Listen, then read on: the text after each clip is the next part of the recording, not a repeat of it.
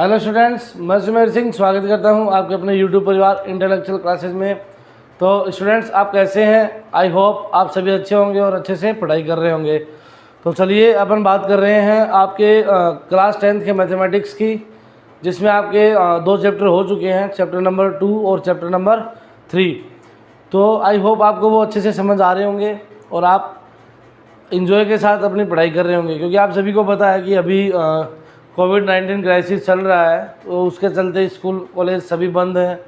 ऐसे में आप अपने घर पे पढ़ाई कर रहे हैं, जो भी आपके पास माध्यम है उसके ज़रिए आप पढ़ाई कर ही रहे होंगे। तो चलिए अब अपन उसी कड़ी में आगे बात करेंगे आपके चैप्टर नंबर 4, 2 चरों वाले रैखिक समीकरण एवं असमीकरण। यानी कि मैंने आपको कहा था कि आपको क्या करना है, चैप्टर नंबर 4 में आपको ग्राफ सीखना है। क्या सीखना है? ग्राफ सीखना है। आपने देखा है ना कि ग्राफ का एक ऐसा सा होता है, ग्राफ आपके पास ऐसा होता है ना, जिसके अंदर ऐसे लाइनें होती है ना, ऐसे लाइनें। ठीक है, तो अपने को ये सीखना है, आज ये सीखना है स्टूडेंट्स कि इसमें एक बड़ा खाना होता है ये वाला, और एक छोटा खाना होता है ये वाला। ठीक है, तो इसके अंदर अपन कैसे क्या डिटेल से अध्ययन करेंगे, क्या इसका बेसिक होगा, तो उसी के बारे में अपन सारा डिस्कस करने वाले हैं। तो चलिए ध्यान लगा कर देखिएगा, बुक और नोटबुक अपने पास रखिएगा, जिससे आपको क्या होगा, ज़्यादा से ज़्यादा समझ में आएगा। ओके स्टूडेंट्स, तो चलिए now can start chapter number 4। तो देखिए, सबसे पहले आपको क्या जानना है कि आपको पहली बात तो ये है कि मैंने चैप्टर नंबर 1 में आपको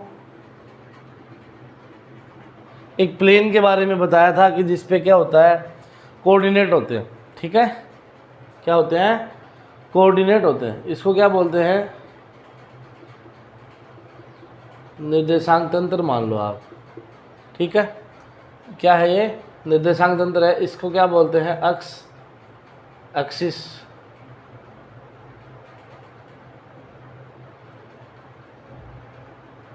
इसको क्या बोलते हैं?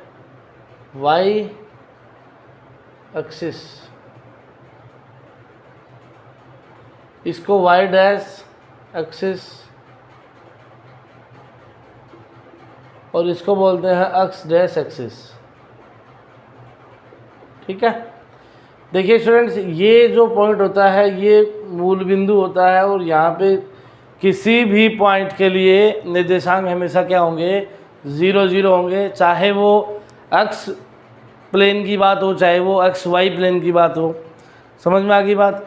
चाहे वो अक्स की बात करता हो, चाहे वो वाई अक्स की बात करता हो, यानी कि दोनों पॉइंट के कोऑर्डिनेट यहाँ पे क्या होंगे? हमेशा 0 होंगे।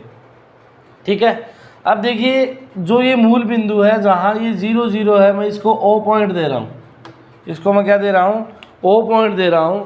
अब आप इधर ध्यान से देखिएगा कि जब मैं इस मूल बिंदु से इधर जाऊँगा, जब मैं इस मूल बिंदु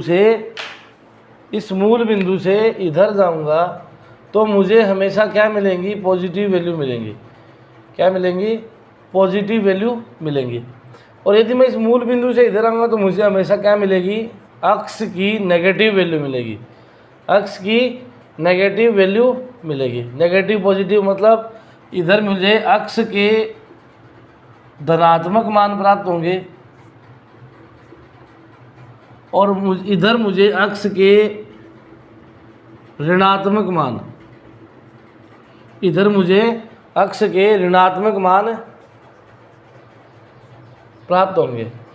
ठीक है, इधर मुझे क्या होंगे? अक्स के ऋणात्मक मान प्राप्त होंगे।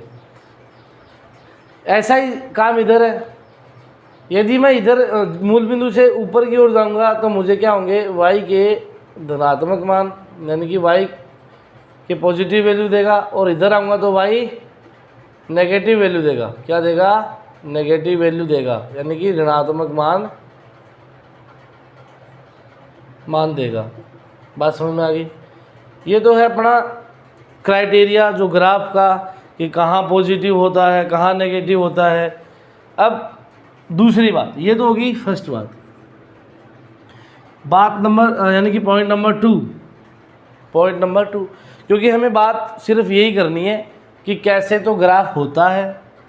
ऐसी बात नहीं है कि आप आज क्लास 10th में हो गया, आपने ग्राफ देखा नहीं है, आप 9th में भी ग्राफ खींचा है, 8वीं क्लास में भी ग्राफ को खींचा है। तो जो मेन पॉइंट है हम उनके बारे में डिस्कस करते हैं। तो देखिए, ये तो होता है ग्राफ का परफॉर्मा। दूसरी बात, ग्राफ का परफॉर्मे के साथ क्राइटेरिया कि किधर पॉजिटिव वैल्यू होती है, किधर नेगेटिव वैल्यू होती है। समझ में आ गई बात? यानी कि किधर एक्स प्लेन होता है, किधर वाई प्लेन होता है, किधर एक्स वाई प्लेन होता है, किधर एक्स वाई प्लेन की पॉजिटिव वैल्यू होती है, किधर एक्स वाई प्लेन की नेगेटिव वैल्यू होती है। उनके बारे में अपने यहाँ पर डिस्कस करा। आई होप आपको ये समझ में आया होगा। बात नंबर 2 यानी कि पॉइंट नंबर 2।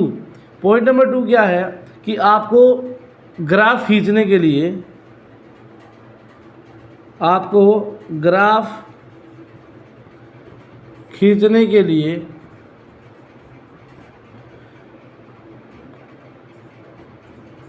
दो प्लेन ही होंगे या दो समीकरण मान लो आप तो सीधे कि दो समीकरण का होना आवश्यक है। दो समीकरण का होना आवश्यक है। कैसे है दो समीकरण का होना आवश्यक?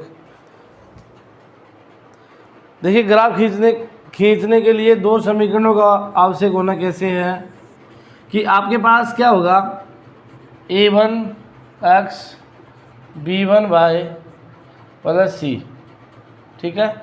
एक होगा a2x प्लस b2y प्लस ये c1 मान लो, ये c2 मान लो, इक्वल्स टू 0। बात समझ में आ गई?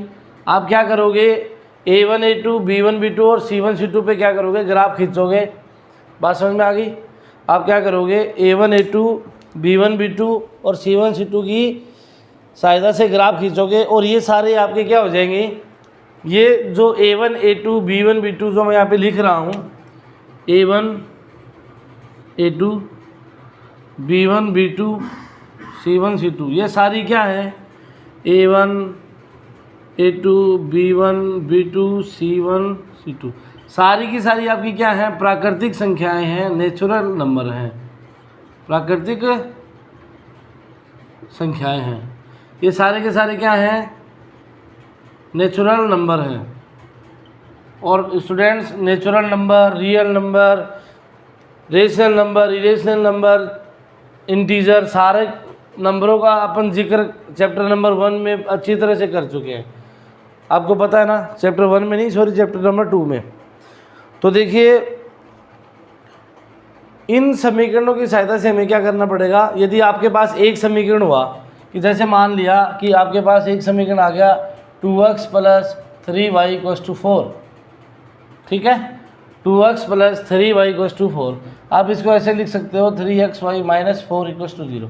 तो यूँ मान के चलो कि आपके पास ये रेखा ऐसे आई, यूँ मान के चलो कि ये रेखा आपके पास ऐसे आई, ठीक है। जैसे ही आप इसे पॉइंट निकालोगे तो ये रेखा कैसे आई, ऐसे आई। अब इसमें पूछेगा कि हल क्षेत्र क्या है, हल क्षेत्र, तीसरी बात हल क्षेत्र। तो देखिए, हल क्षेत्र के लिए दो चीज़ें होती हैं, एक तो होता है x ग्रेटर देन इक्वल 0, एक होता है y ग्रेटर देन इक्वल 0। यानी कि x का मान बड़ा है बराबर है 0 के, y का मान बड़ा है बराबर है 0 के। समझ में आ गई बात?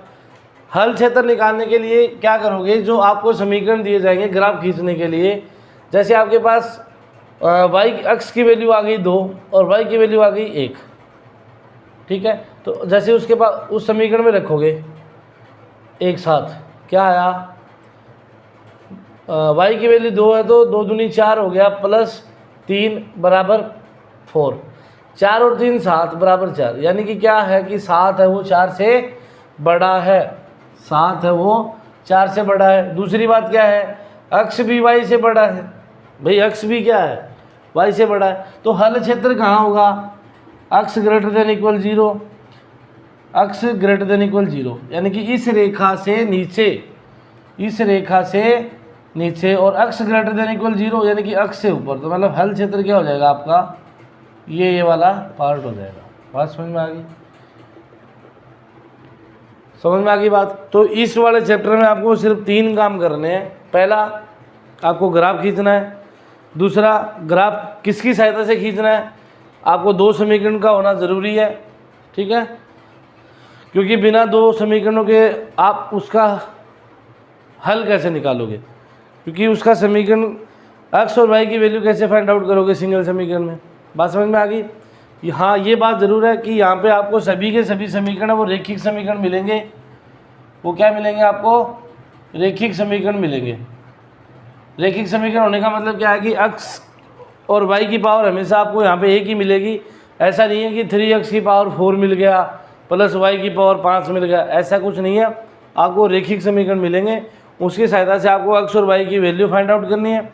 वैल्यू फाइंड आउट करने के बाद उन वैल्यूज़ को ग्राफ पे डिनोट करना है। ग्राफ पे डिनोट करने के बाद कच्ची पेंसिल की सहायता से क्या करना है? ग्राफ को खींचना है। ग्राफ खींचने के बाद हल क्षेत्र याद करना है। हल क्षेत्र करने के बाद आपको ऐसे ऐसे डार्क कर देना है, ठीक है, ओके। तो चलिए, आई होप आपको इसका बेसिक समझ में आ गया होगा कि कैसे क्या करना है। तो चलिए मैं आपके एग्जाम्पल नंबर 4 की बात करते हैं स्टूडेंट्स, है ना, कि इनका आलेखीय निरूपण कैसे करते हैं, ठीक है ना। तो एग्जाम्पल नंबर 4 और फिर आपकी एक्सरसाइज स्टार्ट हो जाएगी, ओके। और मैं आपको बार बार मैं बता दे रहा हूँ कि आपको क्या करना है, एग्जाम्पल 1 भी नहीं छोड़ना है। आपको एग्जाम्पल 1 भी नहीं छोड़ना है। बात समझ में आ गई स्टूडेंट्स? तो चलिए अपना एग्जाम्पल फर्स्ट स्टार्ट करते हैं। उसके बाद इसमें एक मेन प्रॉपर्टी है, उसके बाद में इसमें एक मेन प्रॉपर्टी है स्टूडेंट्स, उसका समझना आपको बहुत ज़रूरी है। तो उसका जिक्र हम आगे करेंगे, अभी थोड़ा बता देता हूँ कि वो प्रॉपर्टी क्या है, ठीक है ना। वो प्रॉपर्टी क्या है? देखिए, हमारे पास ऐसे रेखिक अवकल समीकरण होंगे, अवकल का नाम आ गया, सॉरी, रेखिक समीकरण होंगे। a1x b1y प्लस c1 = 0 समीकरण नंबर 1। दूसरा होगा a2x b2y प्लस c2 = 0 समीकरण नंबर 2, ठीक है। तो हमारे पास क्या है?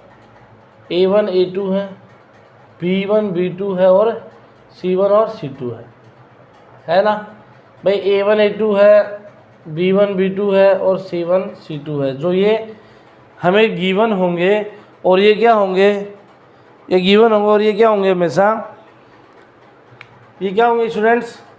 ये हमेशा क्या होंगे? प्राकृतिक संख्याएं होंगे, ठीक है ना। तो ये क्या होंगी? हमेशा प्राकृतिक संख्याएं होंगी। तो देखिए, ये जो गुणांक है इनके अपन अनुपात के तुलनात्मक अध्ययन करें। कहने का मतलब क्या है कि first case a1 upon a2 बराबर a1 a2 not equal to b1 b2, यानी कि a1 और a2 का अनुपात जब b1 और b2 के अनुपात के बराबर नहीं है तो ऐसी रेखाएं क्या कहलाएंगी? प्रतिच्छेदी रेखाएं कहलाएंगी। इन डिटेल इसको मैं बताऊंगा ग्राफ में, ऐसी बात नहीं है। और इसके जो हल होंगे ना भाई, कहने का मतलब क्या है कि जैसे आपके पास क्या है, a1 तो आपके पास 3 है, a2 आपके पास जैसे मान लिया 4 है, ठीक है, b1 आपके पास जैसे मान लिया 2 है और b2 आपके पास मान लिया मैंने 3 है। तो आप a1 अपॉन a2 बराबर b1 अपॉन b2 निकालो भाई। a1 a2 का अनुपात निकालो, b1 b2 का अनुपात निकालो, दोनों बराबर नहीं होने चाहिए बस, ठीक है। तो वहाँ पे क्या हो जाएगा कि जो रेखाएं खींचेंगे ना ग्राफ में, तो वो एक दूसरे को तो प्रतिच्छेद करेंगी, एक दूसरे को क्या करेंगी? प्रतिच्छेद करेंगी। और जहाँ पे प्रतिच्छेद करेंगी ना वहाँ पे अद्वितीय हल होंगे, यानी कि x और y की वैल्यू कोई ना कोई निकलेगी। बात समझ में आ गई ना। तो देखिए इधर a1 क्या है? 3 है, a2 क्या है? 4 है, इक्वल्स टू b1 क्या है स्टूडेंट्स? 2 है, ये 3 है। बात समझ में आ गई? क्या मेरे को ये बताइए कि 3/4 है वो 2/3 के बराबर है? नहीं है ना। तो कहने का मतलब क्या है कि ये जो रेखाएं हैं ये प्रतिच्छेदी रेखाएं होंगी और इनसे जो निकलने वाले हल हैं वो क्या होंगे? अद्वितीय होंगे। कंडीशन नंबर फर्स्ट समझ में आ गई। दूसरा केस क्या कहता है कि A1 upon A2 equals to B1 upon B2 not equals to C1 upon C2, यानी कि A1 और A2 का अनुपात B1 B2 के बराबर होगा, लेकिन उन दोनों का अनुपात है वो C1 अपॉन C2 के बराबर नहीं होना चाहिए, C1 अपॉन C2 के बराबर नहीं होना चाहिए। तो ऐसी रेखाएं क्या रहेंगी, हमेशा समानांतर रहेंगी। क्या रहेंगी, समानांतर रहेंगी, समांतर रहेंगी, एक दूसरे को प्रतिच्छेद नहीं करेंगी अनंत तक की। और वहाँ पे हल क्या होगा, कोई हल नहीं होगा। भाई मेरे को एक बात बताइए कि आप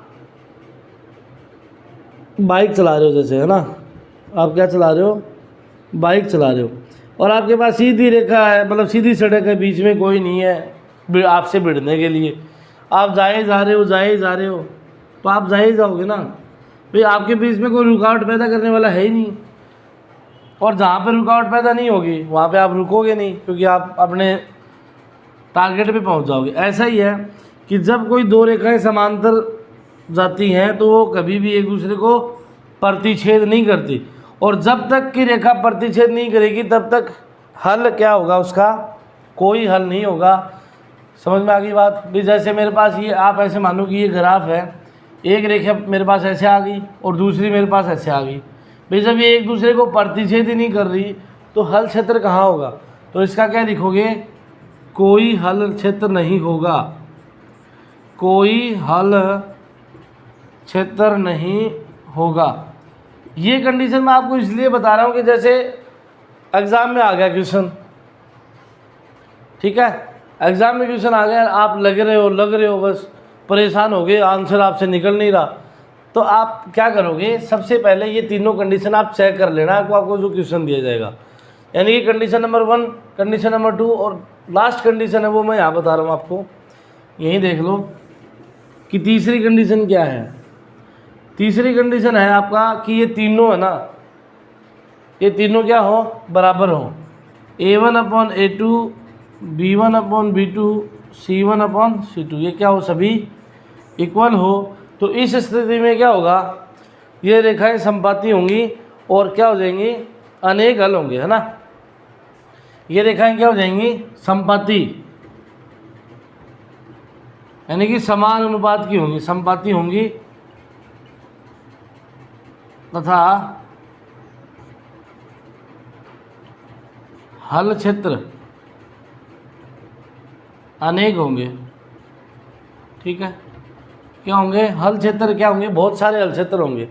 तो देखिए मेरा कहने का मतलब क्या है कि जैसे आपको क्वेश्चन दिया जाए और आपको कहा जाए कि इसका ग्राफ ही निम्नलिखित समीकरण का ग्राफ या निरूपण कीजिए, ठीक है। Now the find of graph या fundamental of the given equation. और कैसे करोगे, जैसे आपके पास एग्जाम्पल लेके बता देता हूँ मैं, इधर एग्जाम्पल लेके बता देता हूँ कि कैसे क्या करना है। देखिए एग्जाम्पल नंबर 4 आपकी बुक का, उसके बारे में डिस्कस कर लेते हैं। आपको ये तीनों कंडीशन याद होनी चाहिए कि क्या कंडीशन है, बाकी इन डिटेल आगे अध्ययन कर लेंगे, इसका कोई बात नहीं।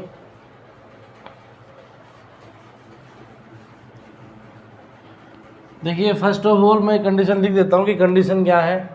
पहली क्या है, A1 upon A2 not equal B1 upon B2, ये रेखा क्या होगी, प्रतिच्छेदी होगी तथा हल होगा, यानी कि इसका हल होगा। दूसरी A1 upon A2 equal to B1 upon B2 but not equal to C1 upon C2, तो इसका क्या होगा, सॉल्यूशन एरिया नहीं होगा। क्यों? क्योंकि ये रेखा कभी एक दूसरे को इंटरसेक्ट ही नहीं करेगी। बात समझ में आ गई ना, कि ये एक दूसरे को इंटरसेक्ट नहीं करेगी, और इंटरसेक्ट नहीं करेगी तो क्या हो जाएगा, ये क्या हो जाएगी, समानांतर या समांतर रेखा, समांतर हल नहीं होगा, हल नहीं होगा। तीसरी क्या हो जाएगी, A1 upon A2, B1 upon B2, C1 upon C2 equal, ये क्या हो जाएगी, संपाती,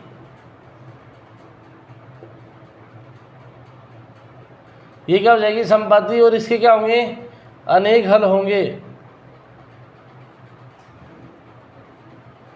ओके स्टूडेंट्स, क्या हो जाएंगे अनेक हल होंगे।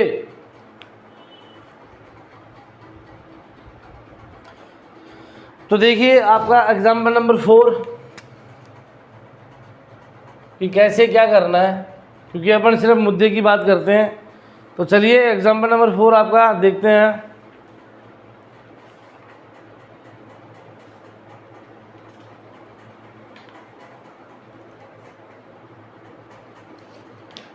देखिए आपको क्या दिया है एग्जाम्पल नंबर 4 में, 2x plus 3y equals to 2x plus 3y equals to 13। एक समीकरण तो ये दिया है और दूसरा दिया है 5x minus 2y, 5x minus 2y equals to 4 equals to 4।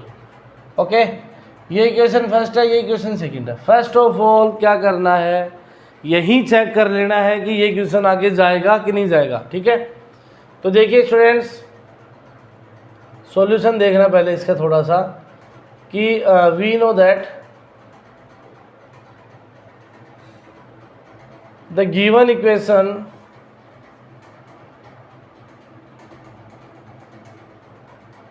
Is can be written as, यानी कि जो दिए गए समीकरण हैं हम उनको निम्न प्रकार से लिख सकते हैं, a1x b1y प्लस c1 बराबर 0, a2x b2y plus c2 equals to 0। यानी कि समीकरण 1, 2 तथा 3 की तुलना करने पे हमें a1 की वैल्यू क्या मिलेगी 2, a2 की वैल्यू क्या मिलेगी 5। ठीक है, ऐसे वैल्यू निकाल लेनी है। ठीक है ना, b1 क्या मिलेगा 3, b2 क्या मिलेगा स्टूडेंट्स -2। अब देखिए कि c1 और c2 ये इधर आएंगे तो क्या हो जाएगा c1 -13, c2 -4। ठीक है, अब देखते हैं कि क्या कौन सा केस मिलता है, a1 upon a2 not equal to b1 upon b2, ये होना चाहिए। तो देखिए a1 और a2 निकालिए, 2/5 बराबर 3/-2, यानी कि कंडीशन नंबर फर्स्ट फॉलो है। सेकंड चेक करो, 2/5 बराबर 3/-2 बराबर -13/4, तो ये माइनस प्लस हो जाएगा। मेरे को ये बताइए कि 2/5 और 3/2 क्या बराबर हैं? भाई ये तो ठीक है बराबर नहीं है, ये तो बराबर नहीं है, ये बात तो है, लेकिन ये वाली बात गलत होगी ना। तो नंबर तीसरी, a1/a2 2/5 बराबर नहीं है 3/2 के, बराबर नहीं है 13/4 के, यानी कि ये भी कोई सा बराबर नहीं है। तो कौन सी वाली कंडीशन काम आएगी, कंडीशन नंबर 1। और क्या होगा, ये रेखा क्या हो जाएगी एक दूसरे की प्रतिच्छेदी हो जाएगी, और प्रतिच्छेदी होने के बाद इसका हल क्या होगा, एक हल होगा, वो अपन क्या कर लेंगे फाइंड आउट कर लेंगे। ओके, तो चलिए ऐसे चेक कर लेना, यदि यहीं कोई सी भी कंडीशन फॉल्स हुई तो अपन बोल देंगे कि भाई इस क्वेश्चन के बस की बात नहीं है, ये आगे तक नहीं जाएगा। ओके, तो देखिए अब आगे का प्रोसेस, अब आगे का प्रोसेस यानी कि ग्राफ का प्रोसेस क्या होगा। तो यहाँ पे मैं लिख दे रहा हूँ समीकरण 1 तथा 2 से एक सारणी बनाने लिए बेटा इधर ऐसे, ठीक है, एक सारणी एक टेबल बनाने लिए है x और y, उसके अंदर हमें बस ज़्यादा से ज़्यादा x की और y की 3 ही वैल्यू फाइंड आउट करनी है। ठीक है, उसके ऊपर हमें क्या कर लेना है, ग्राफ खींच लेना है। x और y की वैल्यू कैसे निकालोगे, आपकी मर्जी है, आप प्रतिस्थापन मेथड लगाओ या कैंसिलेशन मेथड लगाओ, जो आपकी मर्जी है। क्या बोल रहा हूँ मैं, समझ में आ जाएगी बात। अरे या तो आप क्या करो, x को कैंसिल कर दो या y को कैंसिल कर दो, जो आपकी मर्ज़ी है, या आप एक बार x को 0 रख दो, तो आपकी मर्ज़ी है, वो आप x और y की वैल्यू आप कैसे निकालो। हाँ, मैं ये कहता हूँ कि x की वैल्यू 0, 1, 2 और 3 के बीच तक ही निकालने की कोशिश करें, x और y की, सॉरी। यानी कि आप जितनी छोटी वैल्यू निकालोगे आपका ग्राफ उतना ही सुंदर बनेगा और आपका आंसर भी क्या हो जाएगा, जल्दी मिलेगा। ठीक है, तो चलिए समीकरण नंबर 1 और 2 से देखते हैं अपन। सबसे पहले क्या करेंगे, सबसे पहले क्या करेंगे, यदि समीकरण नंबर 1 में मैं x बराबर 2 रख दूं, यदि समीकरण 1 में मैं यदि x बराबर 0 रख दूं, ये मान लो आप, देखिए इधर पहले इस वाले से बनानी है फिर इस वाले से बनानी है सारणी, तो इस सारणी के ऊपर लिख देना है कि किस वाले समीकरण की है। ठीक है, तो चलिए 2x plus 3y equals to 13। आप इसमें ऐसी वैल्यू रखिए कि इसमें भी डिवाइड हो जाए। ठीक है ना, यदि मैं यहाँ पे x बराबर 0 रखूँ, x बराबर मैं 0 रखूँगा, तो देखना मेरे स्टूडेंट्स यहाँ पे मैं 0 रखता हूँ, तो क्या 3y बराबर 13 या y बराबर, यानी कि 13 में 3 का भाग जाता है, नहीं जाता। तो हमें इसको ऐसा एडजस्ट करना है कि 13 इसमें डिवाइड भी पूरा पूरा हो जाए। बात समझ में आ गई? तो क्या रखें, यदि मैं 2 रख दूँ, x की वैल्यू 2 रख दूँ, तो 2 दूनी 4, ये इधर जाके लेस हो जाएगा 9, तो मतलब अपना काम बन सकता है। तो यहाँ पे लिख देता हूँ मैं x बराबर 2 लेने पर, x बराबर 2 लेंगे तो ये क्या हो जाएगा 4, 3y बराबर 13। 3y बराबर क्या हो जाएगा 13 माइनस 4 यानी कि 9, और y बराबर क्या हो जाएगा 9/3 यानी कि 3। अब देखो इसमें लिखने का तरीका क्या है, जब आपने x बराबर 2 लिया तो y बराबर कितना आया, 3 आया।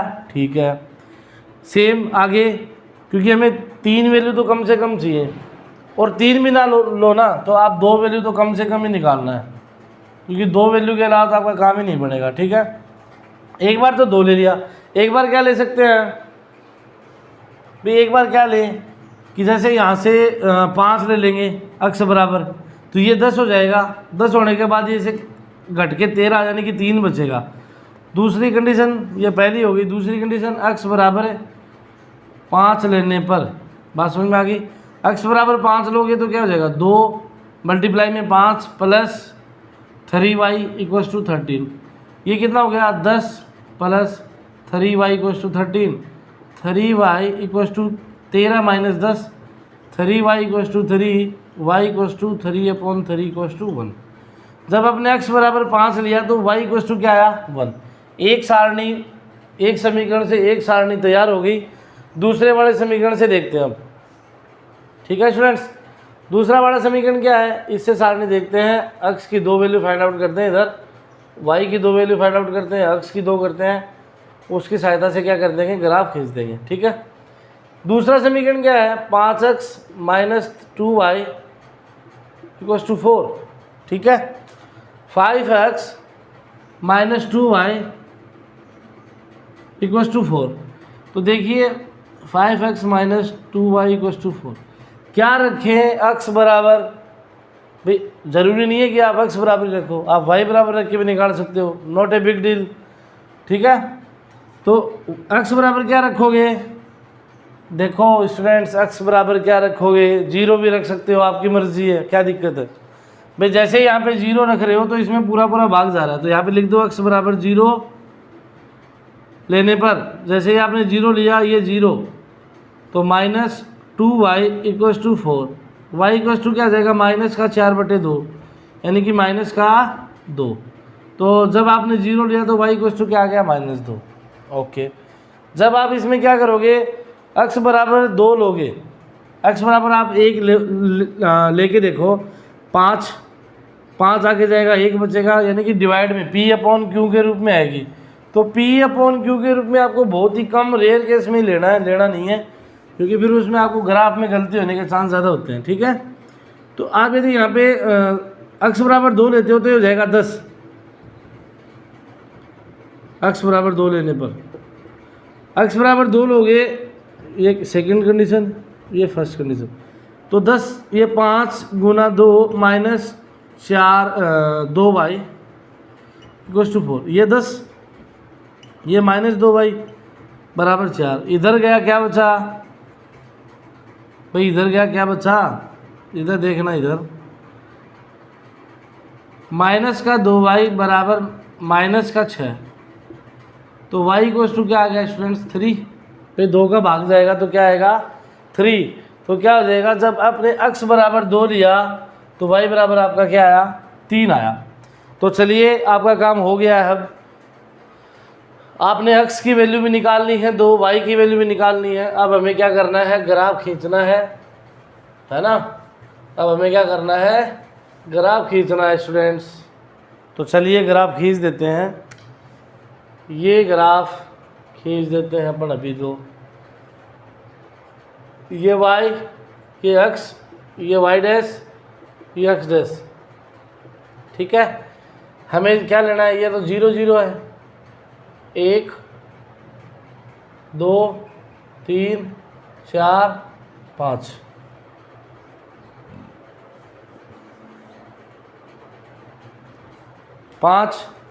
इधर क्या करना है, ये 0 हो गया, ये -1 -2 -3 -4, यानी कि जहाँ तक अपनी वैल्यू है वहाँ तक इसमें रख देंगे, ठीक है।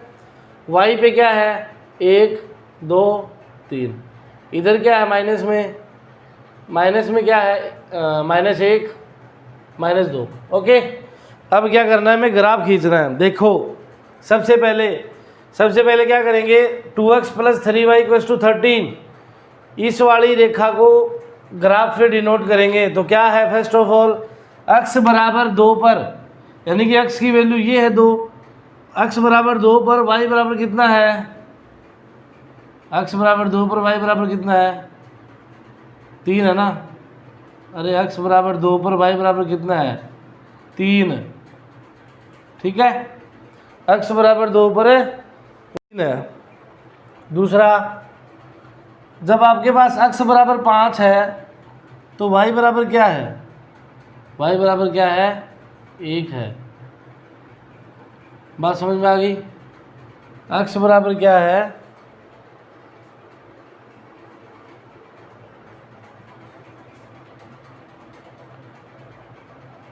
x बराबर 5, ये तो हो गया वो वाला। अब देखिए इधर x बराबर 0 पे y बराबर है -2, x बराबर 0 पे y बराबर -2, x बराबर 2 पे y बराबर 3, x बराबर 2 पे y बराबर 3, यानी कि 2 पॉइंट सेम है क्या इसमें, हाँ 2 पॉइंट सेम है इसमें। तो x बराबर 2 पर y बराबर 3, ये पॉइंट सेम हो गया। अब ग्राफ कैसे खींचोगे,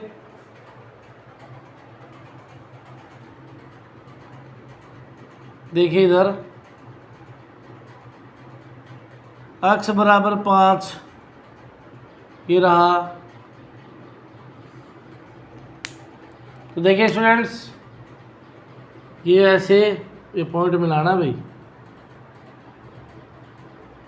ये पॉइंट हमें मिलाना है, ये पॉइंट हमें मिलाना है। अब आपकी मर्ज़ी, आप इसको आगे भी बढ़ा सकते हो, कोई दिक्कत नहीं है, ठीक है ना। आप क्या कर सकते हो, इसको आगे भी बढ़ा सकते हो, ये आगे बढ़ेगी तो मतलब कैंसिल हो जाएगी। बात समझ में आ गई, क्योंकि ये 5 पे है। तो अपने पॉइंट क्या हो जाएंगे, देखना इधर, ये पॉइंट क्या है 3, ये पॉइंट क्या है 2, ये क्या है 3, ये क्या है 2। तो हमारे पास जो ग्राफ का आ गया वो क्या है, पॉइंट P जो हमें निकालना था। और ये जो पॉइंट P है ये क्या होता है, x y कोई बिंदु होता है, और ये P हमारे पास क्या है 3 और 2,